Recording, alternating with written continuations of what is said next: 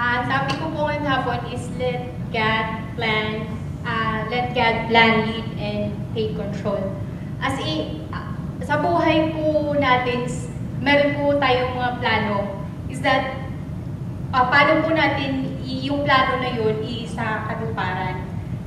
Ako po, bilang sa buhay ko po, minsan ayoko po nung sinasabihan ako na ito kailangan mong kainin, ito kailangan mo. Sa buhay natin meron yung time na mayroon talagang ganun na sa isip natin na ito kailangan mong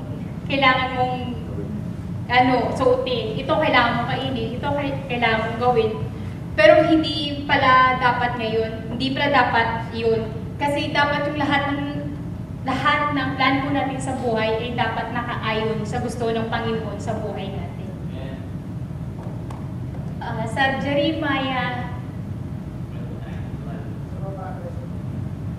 Sa Jeremiah 29:11-13, sinasabi po doon sa verse 11, "For I know the plans I have for you, declares the Lord, plans for welfare and not for evil, to give you a future and hope." Sa 12 po, "Then you will call upon me and come and pray to me and I will hear you." Sa 13, "You will seek me and find me. When you seek me and find me, you seek me with all your heart." Sa buhay po natin, wala pong plano ang Diyos na ikakasama po natin. O isang plano ng Diyos sa buhay natin, kung ano man gusto niya, yung will niya sa buhay natin, yun yung will niya na matutupad kung anong man yung gusto niya na marating natin sa buhay natin. Ganun. Wala naman po kasing plano ang Diyos na makasisira sa buhay natin. Ang plano parati ng Diyos na kung ano man yung goal natin sa buhay, siya yung tutupad para sa atin. At ito po ay alam natin na pupunta pa talaga to sa kagustuhan niya. Ito,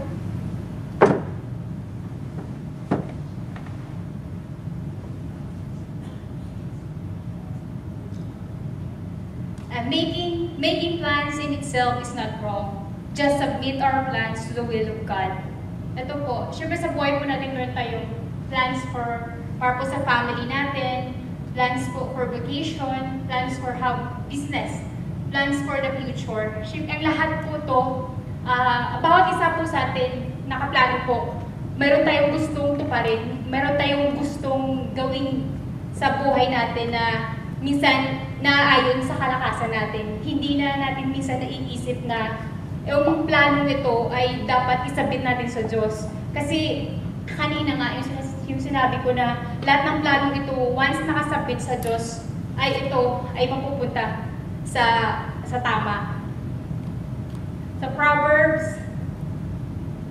Proverbs 3:5-6 po, sabi sa 5 dyan, "Trust in the Lord with all your heart and then not on your own understanding."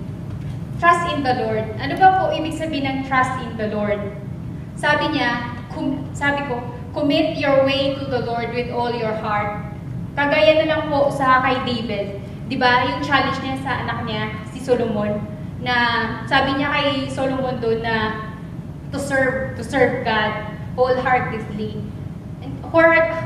Wholeheartedly in devotion, sabi niya, "And you, my son Solomon, acknowledge the God of your father and serve." Tapos ano po yung ibig sabihin ng acknowledge Him? Sabi ko po, "Be ever mindful of God and serve Him with willing and faithful heart.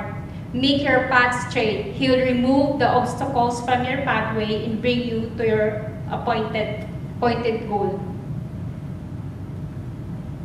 Minsan, sa buhay po natin, yung race po ng buhay natin, minsan tumatakbo lang tayo Yung parang tipong hindi na natin tinitinan kung saan na tayo patungo. Minsan, ang buhay po natin ay hindi uncertain po yung buhay natin Hindi po natin napapansin na ganito pala kabilis ang buhay sa mundong ito na hindi na natin naiisip na kung tama ba yung way or tama ba yung path na dinadaanan natin.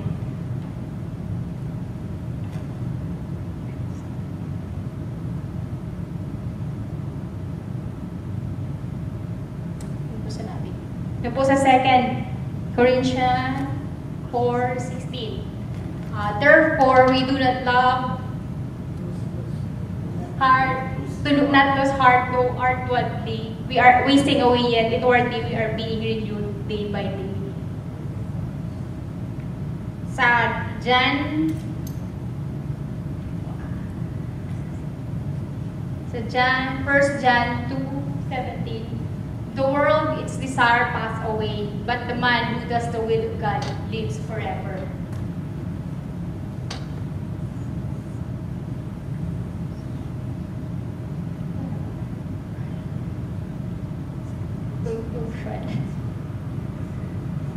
The world, its desire pass away, but the man who does the will of God lives forever. Yan po yung conclusion ko is that parati po nating isip yung talagang will ni Lord po sa buhay natin. Seek the Lord while He may be found, call on Him while He is near. James 4:50. If instead you ought to say, if it is the Lord's will, we will live and do this or that. Or that. Yun po sa buhay natin, may katanungan po na minsan, saan ba way dapat natin ilagay yung sarili natin?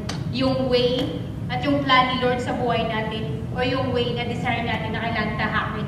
Saan ba yung matutupad doon? Yung will ni Lord o yung will po natin sa buhay natin?